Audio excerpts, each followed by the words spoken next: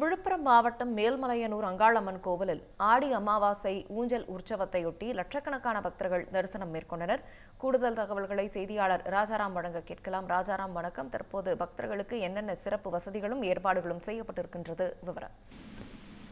கண்டிப்பா ராகப்பிரியா. அதாவது பாத்தீங்கன்னா, விழுப்புரம் மாவட்டம் மேல்மலையனூரில் உள்ள புகழ்பெற்ற அங்காளம்மன் திருக்கோவிலில் ஆடி அமாவாசை நிகழ்வை முன்னிட்டு நேற்றிரவு பாத்தீங்கன்னா ஊஞ்சல் உற்சவம் வெகு விமர்சையாக நடைபெற்றது. இந்த ஊஞ்சல் உற்சவம் நிகழ்ச்சிக்காக நேற்று அதிகாலை 4 மணி முதலே மூலவர் அங்காளம்மனுக்கு சிறப்பு அபிஷேகங்கள் மற்றும் ஆராதனைகளும் நடைபெற்றது. தொடர்ந்து அம்மனுக்கு தங்க கவச அலங்காரம் சாற்றப்பட்டு சிறப்பு தீபாராதனைகளும் காண்பிக்கப்பட்டது. இந்த நிகழ்விற்காக தமிழகத்தின் பல்வேறு பகுதிகளிலும் வந்திருந்த பக்தர்கள் அதிகாலை முதலே நீண்ட வரிசையில் காத்திருந்து அம்மனை தரிசனம் செய்து வந்தனர். மேலும் ஆடி அமாவாசை நிகழ்வின் முக்கிய நிகழ்வாக பல வகை வண்ணப்பூக்களாலும் பழம் வகைகளாலும் அம்மனுக்கு அலங்காரம் செய்யப்பட்டு ஊஞ்சல் மேடையில் இரவு 11 மணிக்கு கோவில் வடக்கு வாசல் வழியாக பம்பை மேளதாளம் முழங்க ஊஞ்சல் மண்டபத்தில் அம்மன் அங்காளம்மன் எழுந்தருளினாங்க. ஊஞ்சல் மண்டபத்தை அடைந்த அங்காளம்மனுக்கு கோவில் பூசாரிகள் மற்றும் அங்கு திரண்டிருந்த ஆயிரக்கணக்கான பக்தர்கள் பக்தி பாடல்களும் அம்மன் தாலாட்டு பாடல்களையும் பாடி வழிபட்டனாங்க. மேலும் பாத்தீங்கன்னா, ஆடி அமாவாசை நிகழ்வில் பங்கேற்ற பக்தர்கள் எலுமிச்சைம்பழம், தேங்காய், நெய் தீபம் ஏற்றி அங்காளம்மன் தாயே அருள்புரி வாயே என பக்தி முழக்கங்களுடன் அம்மனை தரிசித்தனர்.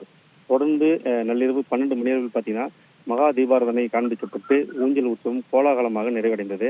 அப்ப பாத்தீங்கன்னா, அங்க கூடியிருந்த பக்தர்கள் அம்மா அங்காளம்மா என பக்தி கோஷங்களை எழுப்பி தரிசனம் செய்தாங்க.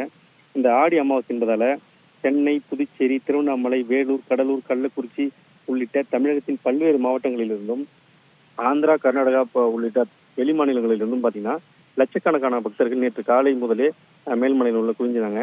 பக்தர்களின் வசதிக்காக தமிழகத்தின் பல்வேறு பகுதிகளிலும் சிறப்பு பேருந்துகளும் இயக்கப்பட்டிருந்தது. மேலும் பாத்தீங்கன்னா, இந்த நிகழ்வு இந்து அறநிலைத்துறை அதிகாரிகள் மற்றும் கோவில் அறங்காவலர் குழுவினர் சிறப்பாக ஏற்பாடு செய்தாங்க ஆகப்படியா. அதே சமயம் பாத்தீங்கன்னா, இதுல எந்தவித அசம்பாவித சம்பவம் ஏற்படாமல் இருக்கிறதுக்காக மாவட்ட காவல் கண்காணிப்பாளர் தலைமையில 1000க்கும் மேற்பட்ட போலீசார் இங்க பாதுகாப்பு பணியில் ஈடுபட்டு இருந்தாங்க.